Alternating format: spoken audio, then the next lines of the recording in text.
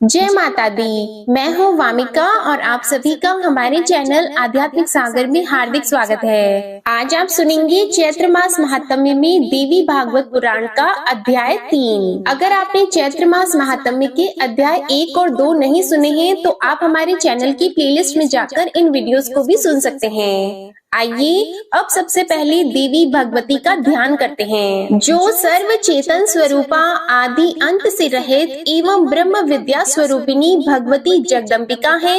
उनका हम ध्यान करते हैं। वे हमारी बुद्धि को तीक्ष्ण बनाने की कृपा करें। श्री शौनक जी ने सूत जी महाराज से कहा, हे महाभाग सूत जी, आप महाभाग एवं पुरुष श्रेष्ठ हैं, क्योंकि आपने परम पावन पुराण संहिताओं का भली भांति अध्ययन कर लिया है।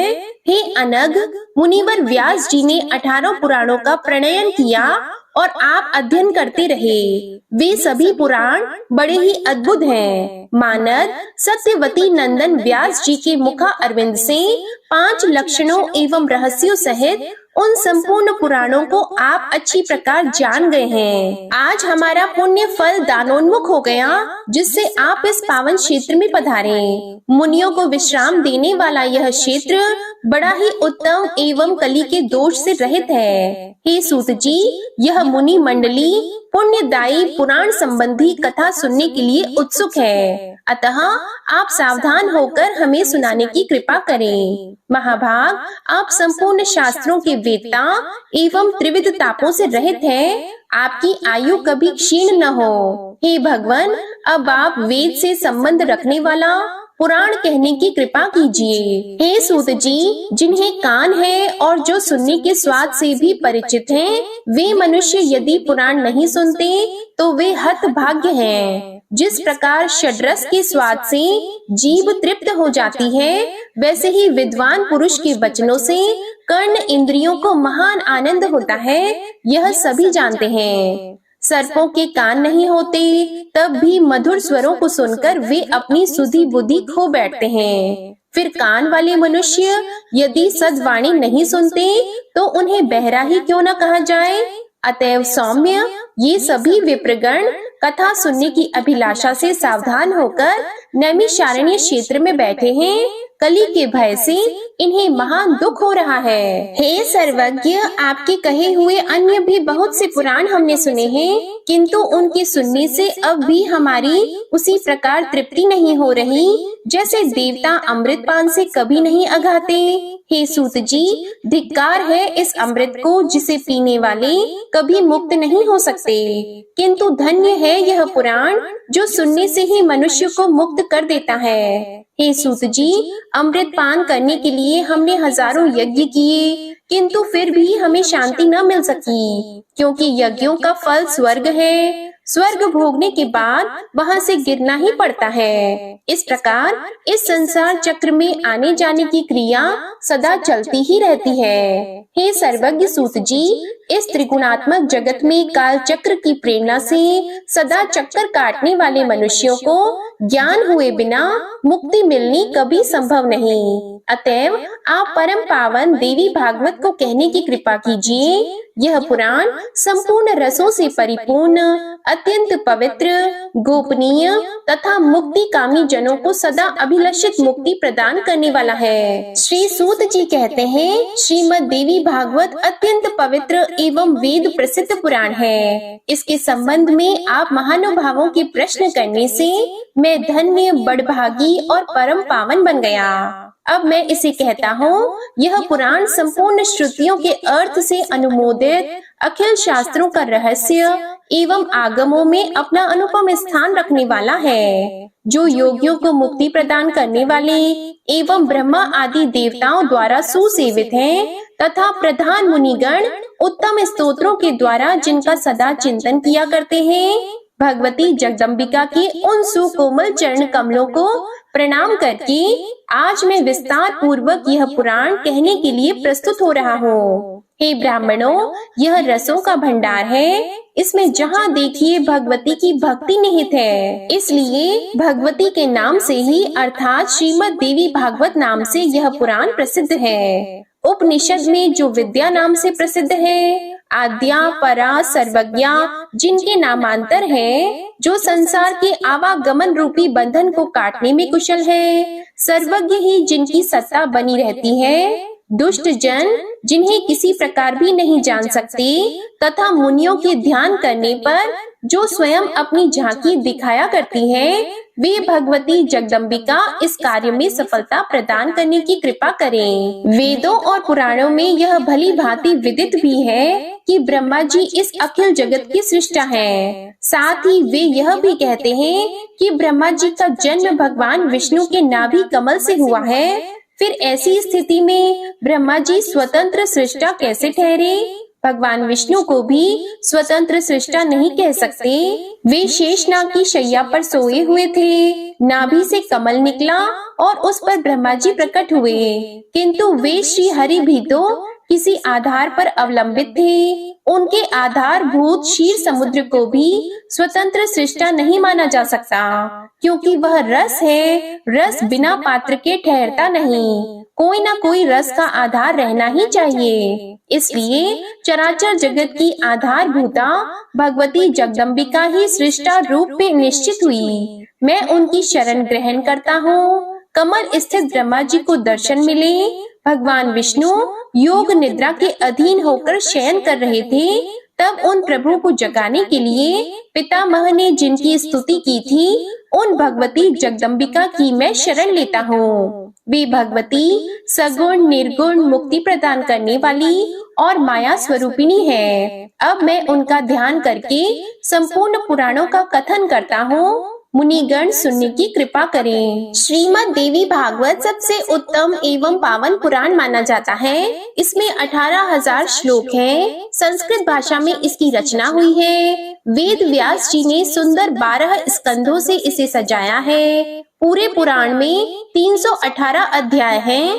प्रथम स्कंध में 20, द्वितीय में 12, तृतीय में 20, चतुर्थ में 25, पंचम में 35, षष्ठी में 31, सप्तम में 40, अष्टम में 24, नवम में 50, दशम में 13, एकादश में 24 और द्वादश स्कंद में 14 अध्याय हैं। महात्मा पुरुषों का कथन है कि इस पुराण में इस प्रकार तो अध्याय हैं और 18,000 श्लोक हैं। हे मुनिवरों, श्रीमद् देवी भागवत बड़ा ही पवित्र एवं संपूर्ण दुखों का नाश करने वाला है। इसके प्रभाव से मनोरथ पूर्ण होते और मुक्ति भी सुलभ हो जाती है। इसके सभी विषय वेद के अभिप्राय से युक्त है। संपूर्ण वेदों का सारभूत यह पुराण मुक्ति कामी जनों को सदा प्रिय है। इस पुराण की रचना करने के बाद व्यास जी ने सर्वप्रथम अपने अयोनिज एवं विरक्त पुत्र महाभाग शुकदेव को अधिकारी समझकर उन्हें ही सुनाया।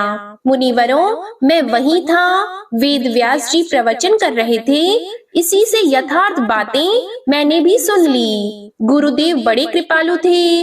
उन्हीं की कृपा से यह अत्यंत गुप्त पुराण प्रकट हुआ है। व्यास नंदन शुकदेव जी की बुद्धि बड़ी विलक्षण थी। उनके पूछने पर इस गुप्त पुराण की सभी बातें व्यास जी व्यक्त किया करते थे। वहीं रहने के कारण इस पुराण की अमित महिमा का मैं भी जानकार हो गया। मुनिवरों, श्रीमद् देवी भागवत स्वर्गीय कल्प वृक्ष का सुंदर पका हुआ फल है। इस संसार रूपी समुद्र के अथाह जल को पार करने की इच्छा रखने वाले शुकदेव जी उस फल को आदर पूर्वक चखने वाले पक्षी हैं। उन्होंने इस विविध कथा रूपी अमृत को अपने कान रूपी पुटकों में भर भर कर खूब पान किया। जगत में कौन ऐसा पुरुष है जो इस अद्भुत कथा को सुनकर कली के भय से मुक्त न हो जाए? जो पापी वैदिक धर्मों से विमुख एवं अपने चरित्र से भ्रष्ट है, उसे भी यदि जिस किसी प्रकार से भी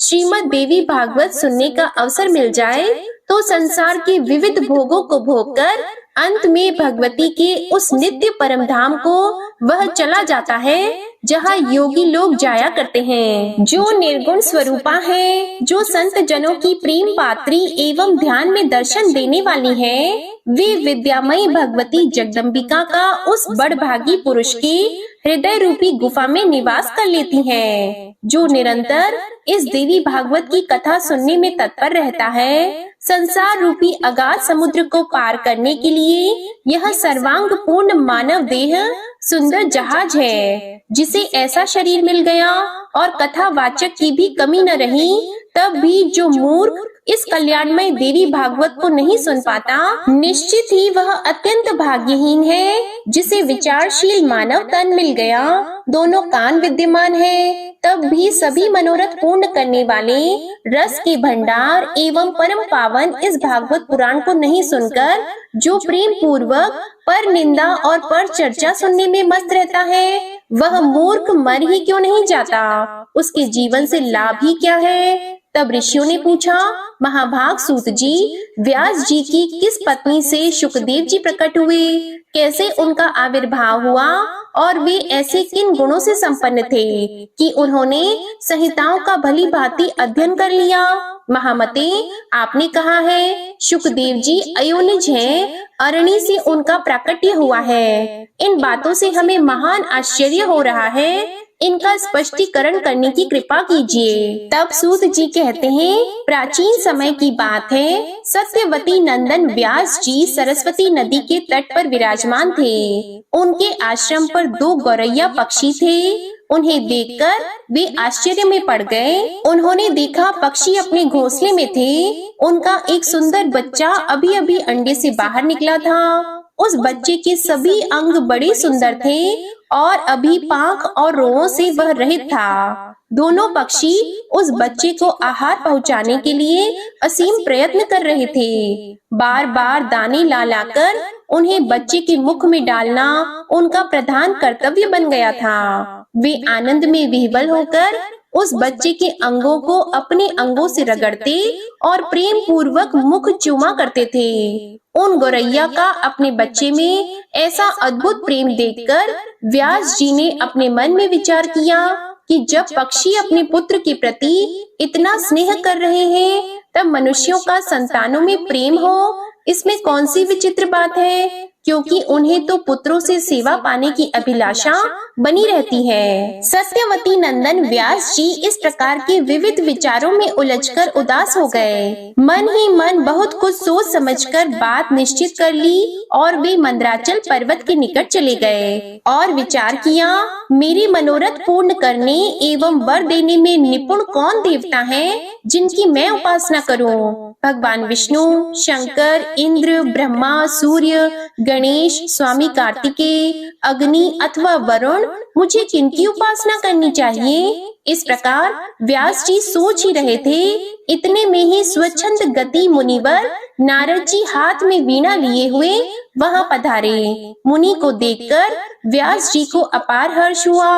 उन्होंने पाद्य एवं अर्घ प्रदान की समुचित व्यवस्था की, साथ ही कुशल समाचार पूछा।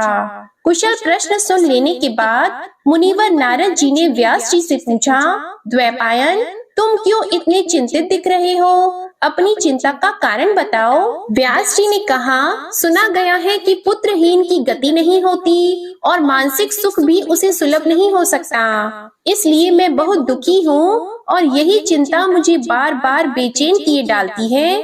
अब मैं मनोरथ पूर्ण करने वाले किस देवता की उपासना करूं?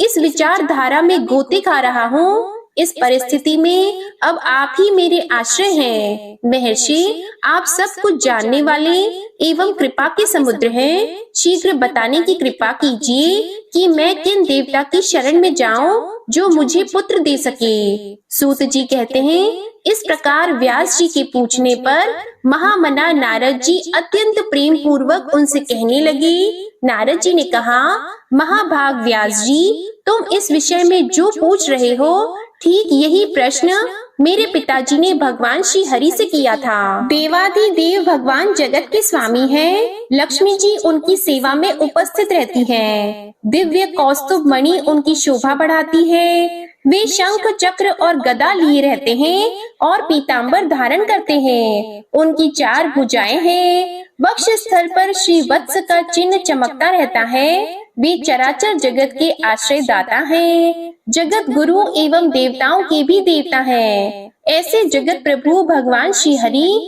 महान तप कर रहे थे, उनकी समाधि लगी थी। यह देखकर मेरे पिताजी ब्रह्मा जी को बड़ा आश्चर्य हुआ, अतः उन्होंने उनसे जानने की इच्छा प्रकट की। ब्रह्मा जी ने पूछा, प्रभु आप देवताओं के अध्यक्ष, जगत के स्वामी और भूत भविष्य एवं वर्तमान सभी जीवों के एकमात्र शासक हैं। भगवान, फिर आप क्यों तपस्या कर रहे हैं और किस देवता की आराधना में ध्यान मग्न हैं? मुझे असीम आश्चर्य तो यह हो रहा है कि आप देवेश्वर एवं सारे संसार के शासक होते हुए भी समाधि लगाए बैठे हैं। प्रभु, आपके नाभि कमल से तो मेरी उत्पत्ति हुई और वह मैं अखिल विश्व का रचयिता बन गया।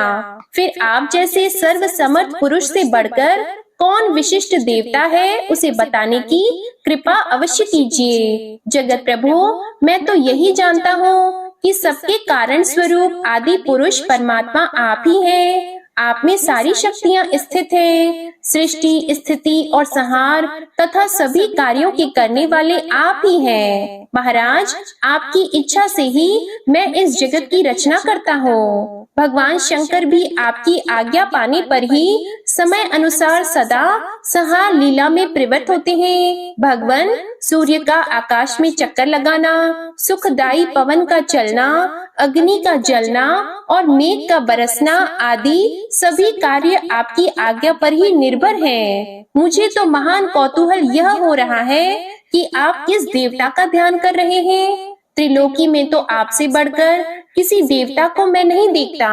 अतएव सुव्रत, मुझ दास को यह रहस्य स्पष्ट बताने की कृपा कीजिए, क्योंकि श्रेष्ठ पुरुष किसी बात को छिपाते नहीं। स्मृतियाँ भी यही कहती हैं। ब्रह्मा जी के ये विनीत वचन सुनकर भगवान श्री हरि उनसे कहने लगी, ब्राह्मण, सावधान होकर सुनो, मैं अपने मन का विचार व्यक्त करता हूँ। देवता, दानव और मानव सब यही जानते हैं कि तुम सृष्टि करते हो, मैं पालन करता हूँ और शंकर संहार किया करते हैं। किंतु फिर भी वेद के पारगामी पुरुष अपनी युक्ति से यह सिद्ध करते हैं कि रचने, पालने और संहार करने की यह योग्यता जो हमें मिली है, इसकी अधिष्ठात्री शक्ति देवी है। वे कहते हैं कि संसार की सृष्टि करने के लिए तुम में राजसी शक्ति का संचार हुआ है, मुझे सात्विकी शक्ति मिली है और रुद्र में तामसी शक्ति का आविर्भाव हुआ है। उस शक्ति के अभाव में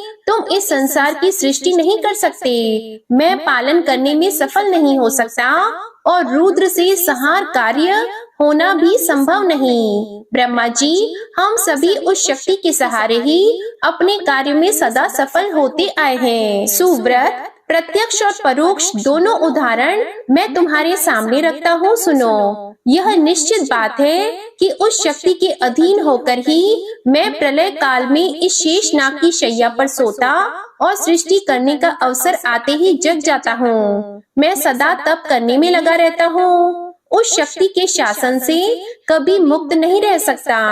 कभी अवसर मिला तो लक्ष्मी के साथ सुखपूर्वक समय बिताने का सौभाग्य प्राप्त होता है। मैं कभी तो दानवों के साथ युद्ध करता हूँ। अखिल जगत को भय पहुँचाने वाले दैत्यों के विकराल शरीरों को शांत करना मेरा परम कर्तव्य हो जाता है। धर्मज्ञ, बहुत पहले की बात कह रहा हूँ, उस समय तुम तो थे ही, चारों ओर जल ही जल था। मुझे 5000 वर्षों तक बाहु युद्ध करना पड़ा था। मेरे कान के मल से उत्पन्न होने वाले मधु और कैटब नामधारी 2 दानव महान दुष्ट थे। उन्हें असीम अभिमान था।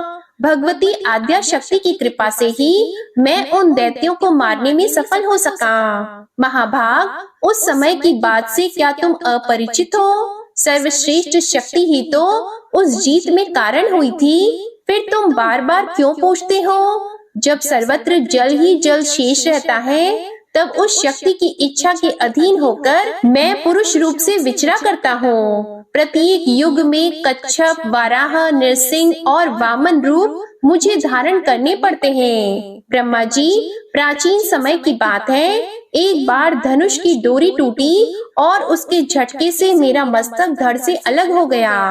तुम बड़ी कुशल शिल्पी हो, अतः तुमने घोड़े का मस्तक मेरे धड़ से जोड़ दिया। यह घटना तो तुम्हारे सामने ही घटी थी, तभी से लोग मुझे है शिरा कहने लगे। जगत की रचना करने वाले ब्रह्मा जी, तुम इससे अपरिचित नहीं हो। मुझे सब प्रकार से शक्ति के अधीन होकर रहना पड़ता है। उन्हीं भगवती शक्ति का मैं निरंतर ध्यान किया करता हूँ। ब्रह्मा जी, मेरी जानकारी में इन भगवती शक्ति से बढ़कर दूसरी कोई देवता नहीं है। नारद जी कहते हैं, इस गुप्त रहस्य के वक्ता भगवान विष्णु हैं और श्रोता ब्रह्मा जी रहे। मुनिवर, फिर तो पितामह ने वे सभी बातें अक्षरशः मुझे कह सुनाई। अतएव तुम भी यदि अपना पुरुषार्थ सिद्ध करना चाहते हो तो उन्हीं भगवती के चरण कमलों को अपने हृदय में धारण करो। तुम्हारी जो भी अभिलाषाएं हैं वे सभी भगवती जगदम्बिका अवश्य पूर्ण करेंगी। श्री सूत जी कहते हैं, इस प्रकार नारद जी के कहने पर सत्यवती नंदन व्यास जी भगवती के चरण कमलों को अपने हृदय में स्थापित करके तपस्या करने के लिए पर्वत पर चले गए। आज का अध्याय यहीं समाप्त हुआ। इसके आगे का वृतांत आप अगले अध्याय में सुनेंगे। अब आप सुनिए दुर्गा चालीसा पाठ। नमो नमो दुर्गे सुख करनी, नमो नमो दुर्गे दुख हरनी। निरंकार है ज्योति तुम्हारी, तिहु लोक फैली उजियारी। शशि ललाट मुख महाविशाला, नेत्र लाल भ्रिकुटी विकराला। रूप मातु को अधिक सुहावे, दर्श करत जन अति सुख पावे। तुम संसार शक्ति ले कीना, पालन हेतु अन्न धन दीना। अन्नपूर्णा हुई जगपाला, तुम ही आदि सुंदरी बाला। प्रलय काल सब नाशनहारी, तुम गौरी शिव शंकर प्यारी। शिव योगी तुम्हारे गुण गावे, ब्रह्म विष्णु तुम्हें नित ध्यावे। रूप सरस्वती को तुम धारा, दे सुबुद्धि ऋषि मुनिन उबारा। धरयो रूप नरसिंह को अम्बा, परगट पई फाड़ कर खम्बा। रक्षा करी प्रहलाद बचायो, हिरण्याक्ष को स्वर्ग पठायो। लक्ष्मी रूप धरो जग माही, श्री नारायण अंग समाही। क्षीर संधु में करत विलासा, दया सिंधु दीजे मन आसा। हिंगलाज में तुम्ही भवानी, महिमा अमित न जात बखानी। मातंगी अरुधुमावती माता, भुवनेश्वरी बगला सुखदाता। श्री भैरव तारा जगतारिणी, छिन्न भाल भव दुख निवारिणी। के हरि वाहन सोह भवानी, लांगुर वीर चलत अगवानी। कर में खप्पर खड़ग विराजी, जाको देख काल डर भाजी। सोहे अस्त्र और त्रिशूला, जाते उठत शत्रु ही शूला।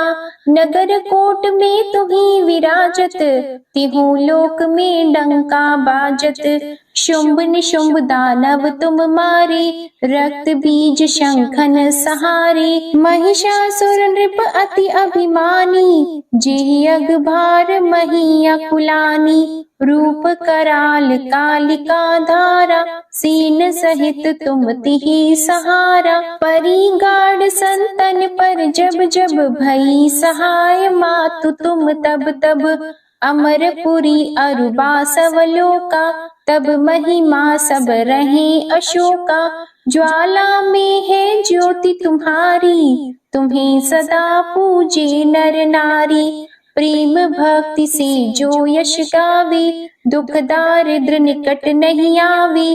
ध्यावे तुम्हें जो नर मन लाई, जन्म मरणता को छुटी जाई। जोगी सुर मुनि कहत पुकारी, योग न हो बिन शक्ति तुम्हारी। शंकर आचार्य तप कीनो, काम अरु क्रोध जिति सब लीनो। निश दिन ध्यान धरो शंकर को, काहु काल नहीं सुमिरो तुमको। शक्ति रूप कामर मन पायो, शक्ति गई तब मन पछतायो। शरणागत हुई कीर्ति बखानी। जय जय जय जगदम्बा भवानी। भई प्रसन्न आदि जगदम्बा। दई शक्ति नहीं कीन विलंबा।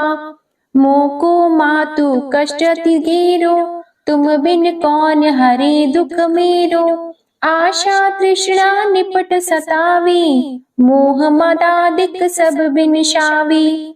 शत्रुनाश कीजे महारानी। सुमिरो एक चित तुम्हें भवानी। करो कृपा हे मातु दयाला। रिद्धि सिद्धि दे करहु निहाला। जब लगी ज्यों दया फल पाऊं। तुम्हरो यश मैं सदा सुनाऊं। दुर्गा चालीसा जो कोई गावे। सब सुख भोग परम पद पावे। देवी दास शरण निज जानी। करहु कृपा जगदम्बा भवानी। श्री दुर्गा चालीसा समाप्त होती है। प्रेम से बोलिए माँ अम्बे की जय। आपको ये कथा पसंद आए तो वीडियो को लाइक करिएगा, शेयर करिएगा, कमेंट में माता रानी की जय लिखिएगा और चैनल को भी सब्सक्राइब करिएगा। इसी के साथ आज आप हमारे चैनल पर संकष्टी चतुर्थी की व्रत कथा, चौथ माता की कथा और संतोषी माता की व्रत कथा और दशा माता की तीसरे दिन की कथा भी जरूर सुनिएगा। प्रेम से बोलिए जय माता दी।